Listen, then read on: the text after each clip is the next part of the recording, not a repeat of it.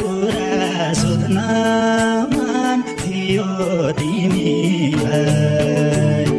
मेरो सोझो मनसँग खेल्ने अधिकार एनी स्टोरी भन्न कसले दियो तिमीलाई मेरो माया चाहिँदैन भनेर गयौ तिमी पराइको भनेर एउटा कुरा सोध्न